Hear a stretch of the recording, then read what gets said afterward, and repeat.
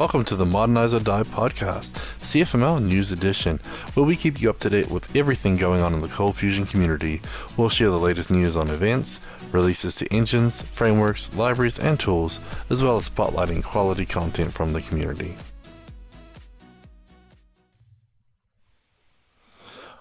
Welcome back to another Modernize or Die CFML News Edition. Today is June 4th, 2019, and we've got some great stuff to share with you. And again, my co-host today is Andrew Davis. How you doing? So it's been a busy week. We're at the end of May into June now, so summer's time has started, and a lot of cool stuff still going on in the community. So we're going to share some of that with you. The first thing on the list is... the first thing we have is the Adobe Live screencast. They are wrapping up the screencast, at least the scheduled screencast. So if you've missed all the other ones, hopefully you'll go back and check them out. But coming up tomorrow, we have George Murphy going over the code checker module. Going to show you how to clean up your legacy code using code checker, making sure all those queries are parammed properly, and all the goodness that Code Checker brings to you. That'll be tomorrow at 1 o'clock Pacific time. Cool thing about code checkers too is same thing with CF Config. They've done a lot of work with some of the government agencies and the stakes and some of the things that you're required to do for that. So it's kind of neat that you can build your own custom rules to check for those things right in there. And the last couple of weeks we've mentioned the code checker. We've mentioned how I helped take that project and sort of evolve it into the ColdBox app, and then someone else, Brad, went and made a command box command for it. But I kept forgetting Chris's name. So Chris Weller was the guy I actually found the project on and helped work with it, and he helped us convert it over to ColdBox and stuff, even though he wasn't a ColdBox guy. But he actually got the starting point. So he has a couple people on the repo he'd like to thank too. So Mike Shirlsberg for the Varscoper, Peter Borton for the query param scanner, and then also Steve Bryant.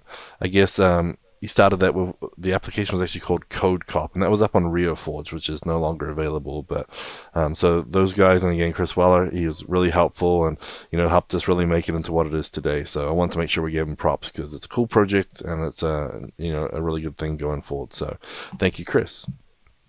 Yeah, we do appreciate it. And next on our list, we want to mention the Adobe CF Summit workshop and conference.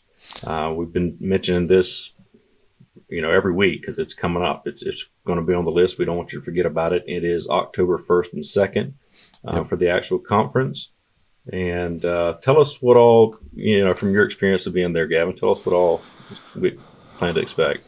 Well, the really cool thing I like about it is you actually get all the Adobe engineers there. So there's, a team of 10 or 20 engineers that you can actually go up and talk to. So I know Brad just loves CF Summit because he gets to, talk to every single developer, every single engineer there and get to the bottom of every little bug that he's found. Or so, if you guys have got stuff in the bug tracker, go talk to them, give them some grief, and they'll hopefully move it up the chain. But it's a lot of fun. There's a lot of good sessions. Great community members too. It's not all Adobe talking. Ortus usually speaks.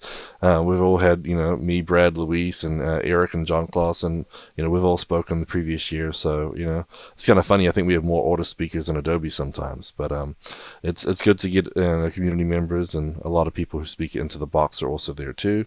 So you'll definitely see some great content, but some great stuff from the Adobe engineers too, because they really dive deep into the nuts and bolts of what makes it really work. So it is good to see that Adobe piece as well.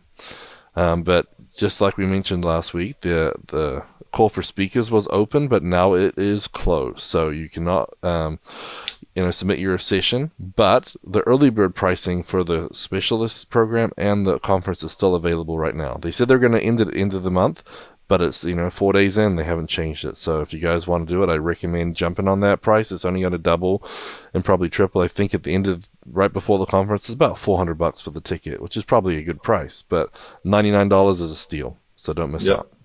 Yeah, absolutely. And you also mentioned the their conference their workshops they're having. Ortus is also putting on a workshop. Actually, two as well. Two. That's right. So you're going to be doing the Zero to Hero this year, right? Yep. And you're stepping it up a notch. We're going Zero to Superhero or Hero to Superhero?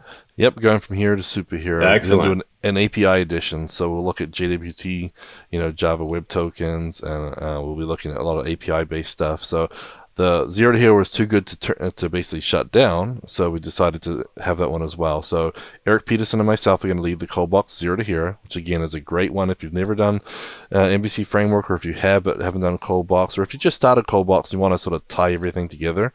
It's a great one. And then the Hero to Superhero, sort of for all those people that have been going to this Zero to Hero one in the last couple of years, they've been wanting the next step.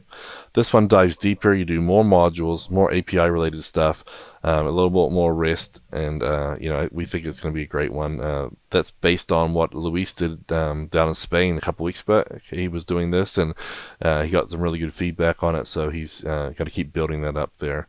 So we got 2 workshops. Again, this is after the conference, so the 3rd and 4th, Thursday the 3rd, Friday the 4th, and it's like 9 o'clock in the morning till 5 at night. And then usually we do some events afterwards too, if you want to hang with the Ortus team and pick our brains a little more. Maybe we'll hit the Top Golf range or something. Something's always fun there. But that's going to be at the Hyatt Place, so just down the road from the Mirage where the conference is. But we'll get some room details, some specials for you soon. So, or is anyone going to get a cape? Are there any capes involved, like Superman, Batman cape? Well, maybe we'll have to belt. dress up. We'll have to, run around the conference in our superhero capes, saying, "Don't forget to come to our trainings." It's a good I idea. wish I had Mr. Boom still. Wasn't his name Mr. Boom?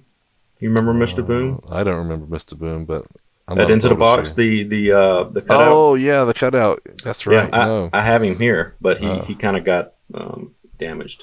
I'm sad. Damaged. Superhero's not as strong as we thought, huh? Oh, not in paper. Not a paperback edition. The hardback edition. Get that next time. Yeah.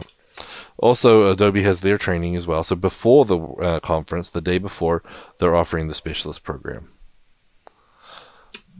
Yeah, and the specialist program, I believe Nolan Eric was working on that. Is that correct? Was he planning on helping? Is that still the case? I think they're finalizing the content, and so they've asked several community members, including Nolan, I believe. I'm not sure if we're supposed to say that, but we already have, so sorry. But yeah, so he's been working on the curriculum, and there's some other community members as well. They're getting all that curriculum ready, and basically they're getting like about 20 hours of video content that you can watch before the conference. And then you have some exercises to work through and everything. And while you're there, you'll go through the final session. You'll have like a little computer test at the end to make sure you're up to date with your knowledge and understanding. And it's going to cover a wide range. But I also heard at the roadshow, this is just one of the possible certificate programs coming out. So they may actually do one on security. They may do one on another feature or setup. So this is the first program. They're going to see how it works and everything. But the plan is they're going to do future certificates for specialized things. So that's the plan anyway. And they may have additional workshops for the conference. They're not sure. It really depends on how much space they have, because this program is probably going to be pretty big. And if they don't have any room for other workshops, they can't do it. But they'll probably throw in Pete Freitag security training, because that's an amazing course, and everyone likes going to that. They always have good attendance. So, but at this point, it's just the specialist program the day before the conference. Yeah, and do yourself and everybody else attending the class a favor and go through the prereqs, just so that you're up to speed. And I think it's a requirement from them. But go through the prereqs. Make sure you're all set up, ready to go. Not holding anybody back or anything like that. It's a weird feeling. I've done it before and accidentally got lost. And even though they're there to help and they don't mind jumping in to get you up to speed, it just makes you feel awkward. So yeah, I'm used to being awkward. Not everybody else is. So if you're not, make sure you do the prereq stuff. Yeah, you want to get the most out of the training too. So if you got a good foundation, you're already going to do better in the class. So that's really where I was going with that. That's really what I meant to say. Thank you. You knew what was in my head, Kevin. Thank you. It's a scary place, but oh, it's so scary. So around the world, what do we have going on around the world? Literally around the world. Yeah, Luis Mahano is going to be doing another training, the Coldbox Zero to Hero. So if you can't make it over to CF Summit for the Coldbox Zero to Hero with me, Luis is actually going to be in Bangalore, India, October 16th and 17th. He's going to be doing the 2-day boot camp with Zero to Hero, so all the same stuff. So if that's more in your region of the world, try and make it out there. We've been talking to Adobe, trying to get some of the engineers to come along too, so they can, see how the framework works and try and get some low-level performance tuning to get the framework work even better. But that's a 2-day boot camp, and there's some pricing breaks if you guys have a group. But the registration link is available. It'll be in the show notes, so don't miss out on that as well. And at the same time, CF Camp is going to be going on in Germany. Yeah, it's it's following up just on the 17th and 18th. It's going to be in Munich, and the call to speakers is still there, still open. You have till July the 7th. They're looking for good content to provide for everyone. So get your speeches in, and hopefully we'll get to see you there. Yep. I need to check and see if tickets are available yet. Last time I checked, they were still not available. I think they'll be coming out pretty soon here. And just in case you forget, Kai Koenig will be on Twitter reminding you to do the call for speakers. So he'll be reminding you at least weekly or daily as it gets closer. And, get the topics in there. The more, diverse topics, the better they can choose and, create a great conference for everyone. So yeah, and I do really want to make it there sometime. I just haven't been able to. It'll be pretty fun. I'm hoping maybe next year I can make it for 2020. So and we're over here in the States, but that's why these conferences are all around the world, because not everybody can get to all of them. That's why you guys are doing the workshops in Spain and India, because it's not as easy to get 50 to 100 people at a conference coming from India or Spain into the United States. So that's why we have all these additional conferences. But you're right, it would be cool to get to. They are also doing training before that too. So Brad and Eric Peterson are going to be running some 2-day workshops on the 15th and 16th of October, right before the conference. And so what they're planning to do right now is REST and test box, I believe. So that's the plan as this point.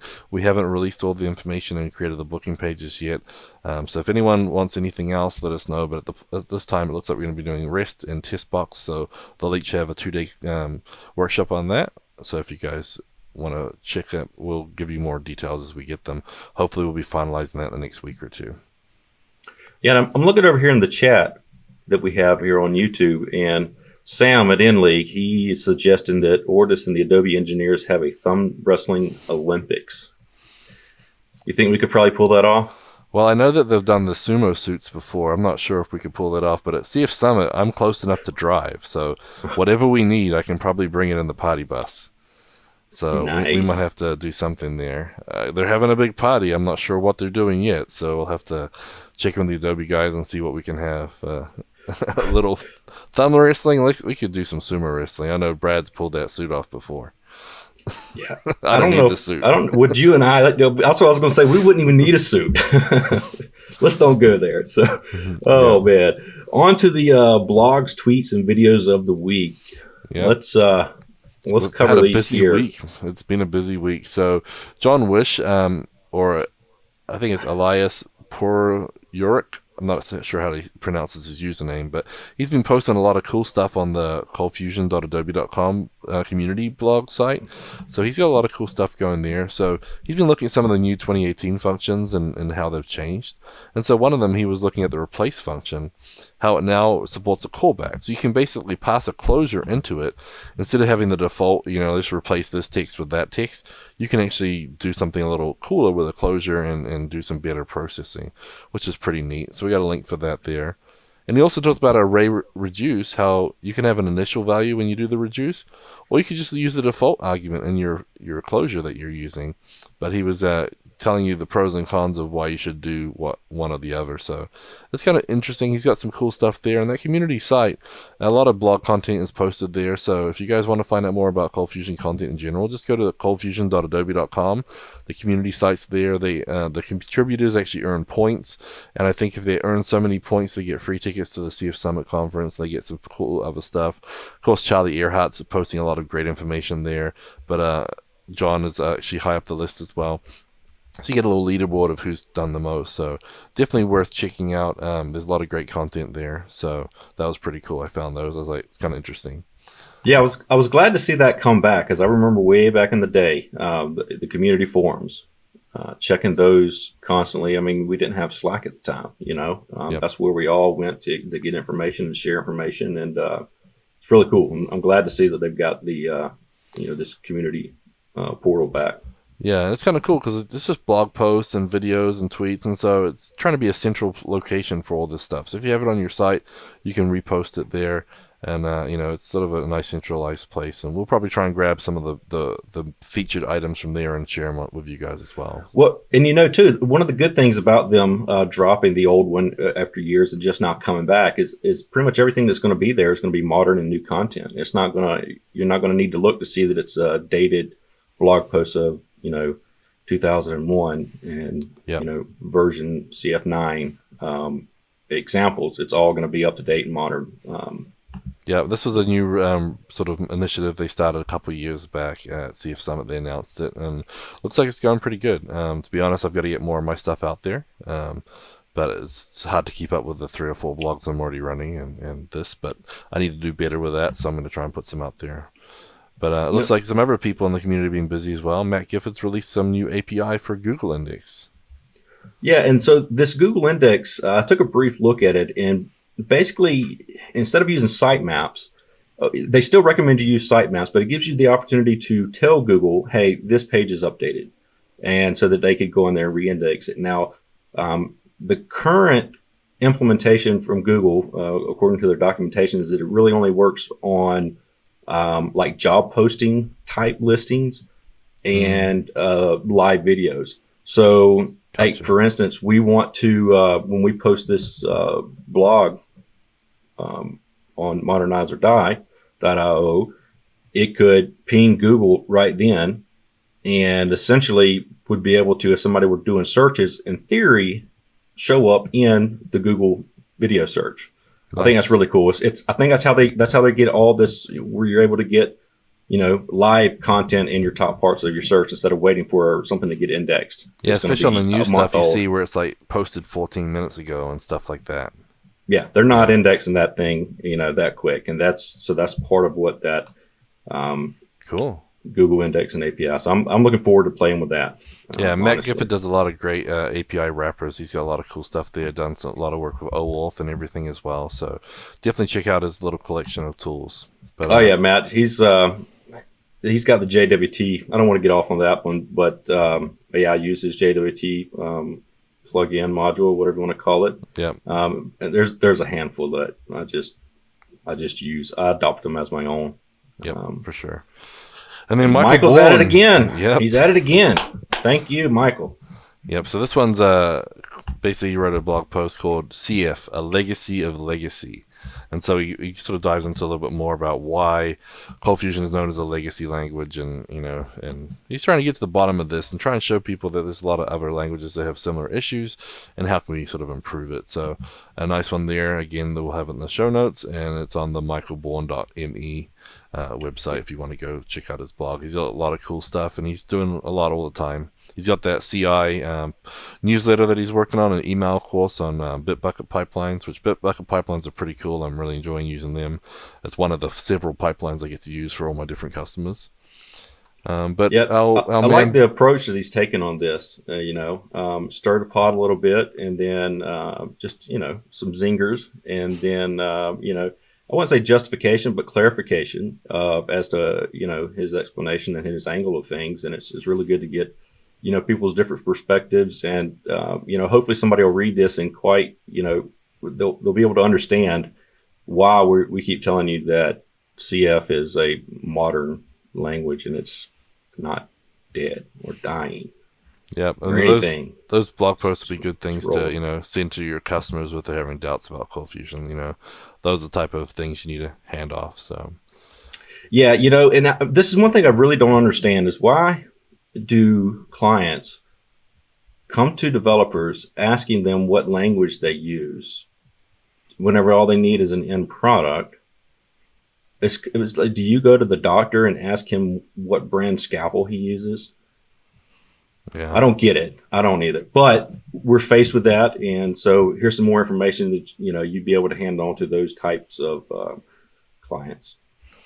Yeah. Well, speaking about modern Cold Fusion, Brad Wood released a screencast this last week on a ForgeBox storage. So, cool thing about ForgeBox is now it has included storage for a lot of your stuff. So instead of before having to host them off of GitHub or build your own zip files and upload them to your own S3 bucket and do all that work, now ForgeBox allows you just to basically switch the location in your box.json to, instead of saying where it is, basically just put ForgeBox. And when you actually publish your commands, ForgeBox will actually take it, zip it, and take it out and put it on our own private S3 buckets.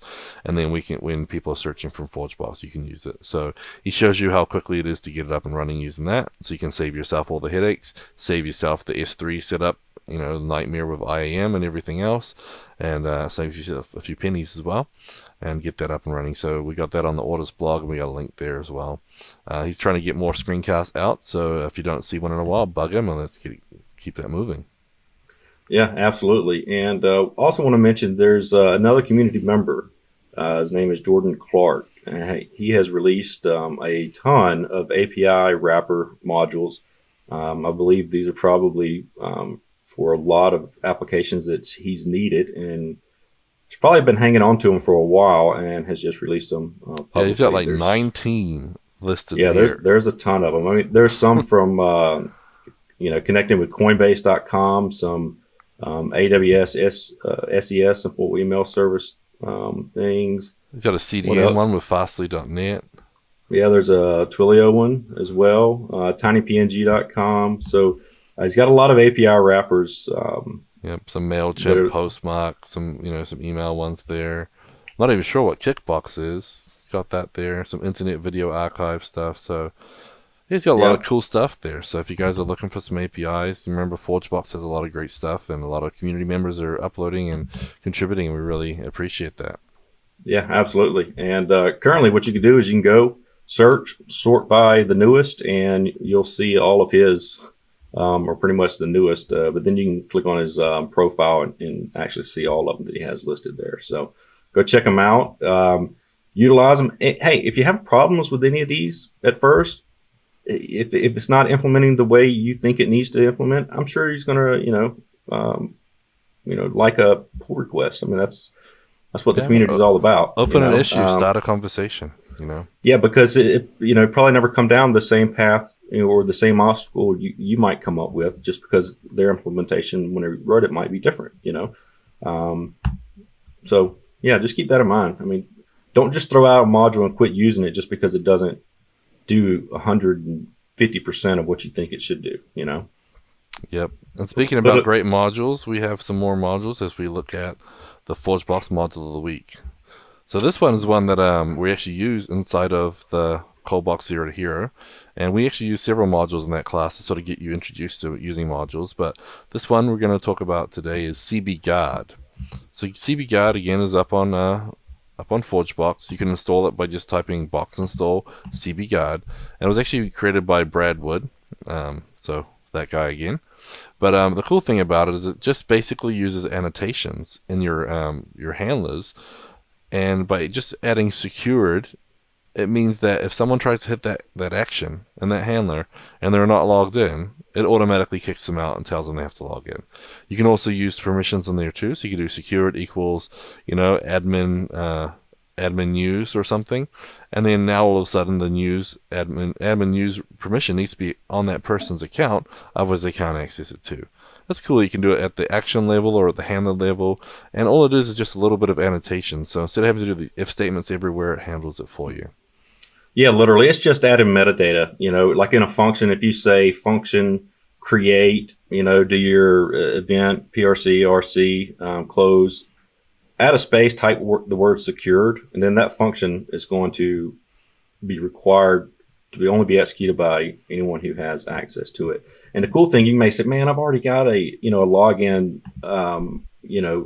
implementation, as far as permissions, I can't start over, et cetera, and so on. That's not true. You actually can, because you can write the functions that do the checkup. So if you have, your user objects stored in a certain table or this or that, you can do that logic. It's real easy to pipe that in and Yeah, the configuration have makes the it function. easy. Yep, absolutely. It's a really cool module, and it just works. Yeah, all you basically tell is, hey, this is my security or user service. So this is what CFC you look in. This is the name of the function to check if they're logged in. This is the name of the function to get the ID of the person who's logged in. This is the name of the function to figure out, do they have this permission? I mean, it's that simple. It's pretty cool. And yeah, up and running in minutes, and you'll never have to worry about that stuff again. So great little module.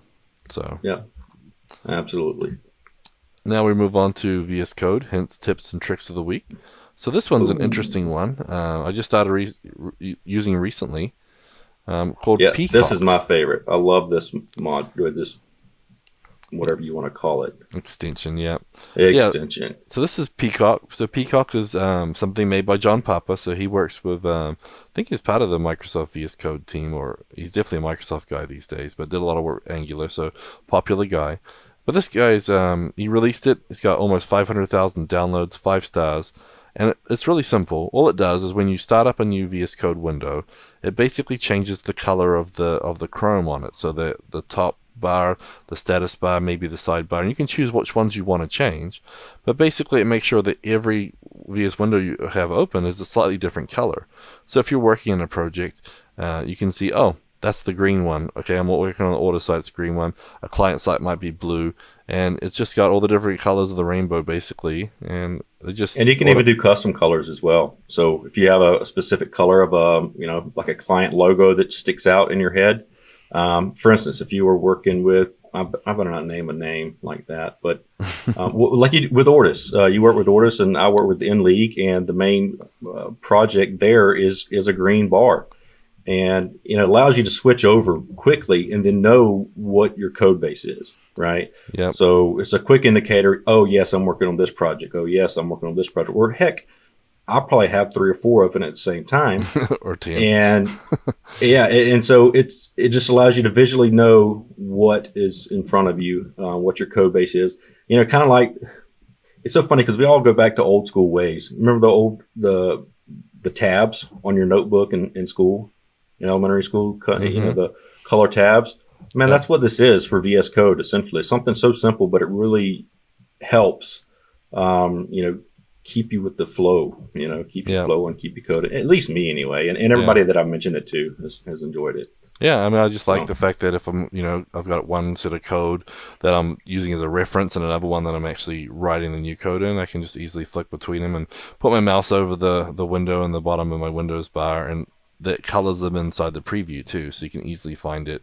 Makes it easy in trying to read the name on every single window. It's just, green, blue, and you get used to it, and you can set them as needed.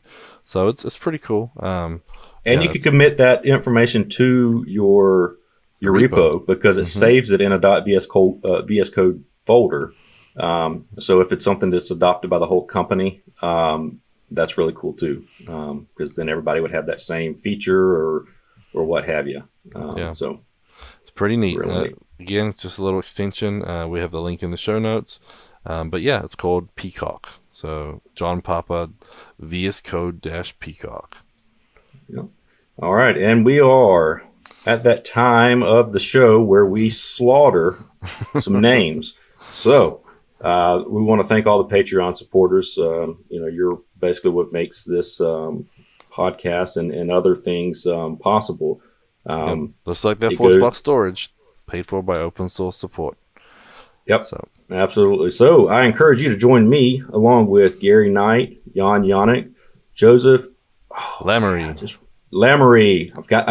I've got the video. I still want to do the up check on him though. And who else we got? Peter Hardy, Richard Herbert, John Farrar, Carl Van Stedden. And Don Bellamy, Samuel Knowlton, David Bellinger, Yogesh Mather, Stephen Klotz, Dan Codd, Jeremy Adams, Brian White, and Didier Lesnicki. So Yep. if you guys are going to be at CF Summit or CF Camp, come up and introduce yourselves. If we haven't met or haven't seen you guys for a while, we'll personally say thank you. Maybe we'll grab you a drink, chit chat about some of the projects you're working on. But we appreciate all your help and your support, and we couldn't do this without the community support. Ortus is working hard to improve this, but we can't do it alone. So we thank you guys for all your help financially and with code and support. And again, if you guys got any news you want to share, please send it in. The website itself is cfmlnews.modernizeordie.io. I do want to mention, Ortus does a lot of community work, but you guys are a development shop. Y'all are developing for clients, and even though you've gotten into the teaching realm of things and mentoring and tutoring and all, you guys still are a development shop. So you're not really just there developing community projects for the heck of it. You guys utilize it, and you guys do it for the community, and so this is just a way to people to give back for all the work that you guys have put in. So Yep. I appreciate it. Yep. You saved my behind many a times with some of these awesome modules and the frameworks and and everything. So I appreciate it Cool. Well, from the bottom of my heart, wherever my heart is. Well, next week, I will not be with you guys. I'm going to be actually on vacation, traveling around, so I won't have good internet. So I will not be here, but Andrew and Brad should be taking over the reins while I'm gone. So be nice to them. Make sure you tweet some news to them so they can share it. And we should be online next week. Same time, same place. Just not me. So All right. have a Well, good one, enjoy your everybody. vacation. Will do. And I'll be watching just from down under. So Bye-bye. thanks a lot, everybody. Have a good See one. y'all. Bye.